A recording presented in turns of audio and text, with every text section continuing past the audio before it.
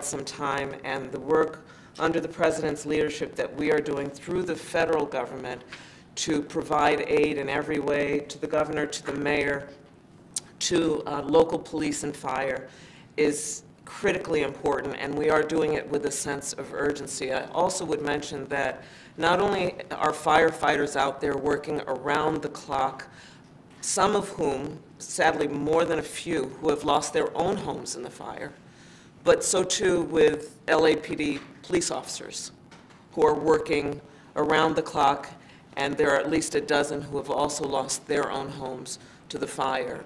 So there is a real human story that is associated with the mass devastation that we are seeing, and everything that we can do to support, we will do. Also understanding there are moments where we should find optimism in the heroism of people who are taking in strangers, taking in friends, providing shelter to evacuees, people looking out for each other regardless of where they come from or who they voted for. They're looking out for each other and showing the best of the American spirit in a moment of crisis. In addition to that, I want to point out that this is not going to be over even when all the fires are out. It's just going to be beginning. And the change in insurance policy in California for these modest homes as well as these very expensive homes and businesses. So we're going to be around a long while to help the federal government and the mayor as well. So, but why don't I yield to you, Governor, for any comments you have to make, bring us up to date. I appreciate it, Mr. President and Madam Vice President. Let me just pick up on the spirit of your comments, but first with just deep gratitude to both of you for being so solicitous, so supportive, hand in glove in this operation. There's simply not an ask that hasn't been met. The major disaster declaration, Mr. President, was a game changer. In fact, you were able to do that within 36 hours. I don't know if there's another precedent in American history for disaster that was in the making, was unfolding, and for you to be there in real time and prescient as well. And it turns out that we're going to need all of that support, and the fact that you were able to provide 100% is just tremendous relief on the EPBAG side and other disaster relief side. And I think the big focus now, to your point, and I appreciate the recognition of some progress last night. The winds were favorable. We were able to address some of the perimeter issues. Again, it's been focused about life, property, and perimeter. But the perimeter progress was real because we were able to get fixed wing and helicopters up last night. We had a new fire start, 5 fires that we're actively battling as we speak. The 2 large ones you've highlighted, the 8 and 3% contained. But we're able to, these guys just did an amazing job.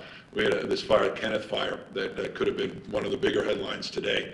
And these guys were able to knock that down. It was heroic. I flew around it, see the dozers, the hand crews, our rattlesnake crews from the National Guard, the mutual aid system. Mr. President, 175 engines from across this country, from New Mexico and Oregon and Washington State, Utah, Idaho. Men and women coming out here regardless of their differences, in the spirit of what the Vice President said, working together in the spirit that defines the best of all of us. And so just with deep gratitude to you, your team.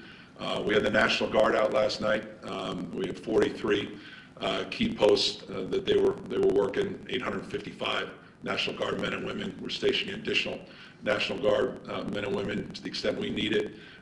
We've surged all the assets. We drew down from all over the state and obviously now increasingly across the country. I want to also highlight, because I think it's incredibly important, we have 150,000 people still under mandatory evacuation orders.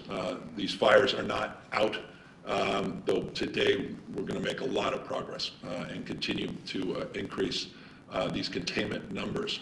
But it is important, and I cannot impress upon you more how happy I was here. Mr. President, you say disasterassistance.gov. People are now naturally calling. There's tremendous anxiety out there around getting immediate assistance. The reality of this is starting to come. The clarity as the smoke begins to move and daylight, people are starting to understand the magnitude.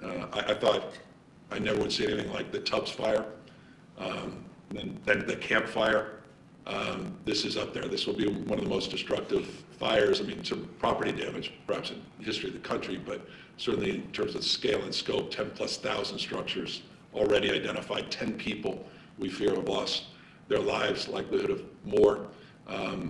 The magnitude of this is pretty profound. And in closing, you know, I appreciate, Madam Vice President, you bringing up Altadena as well. You know, I was there yesterday, saw a middle school. It's a beautiful middle school burning down. Lifestyles, places, tradition, kids, families.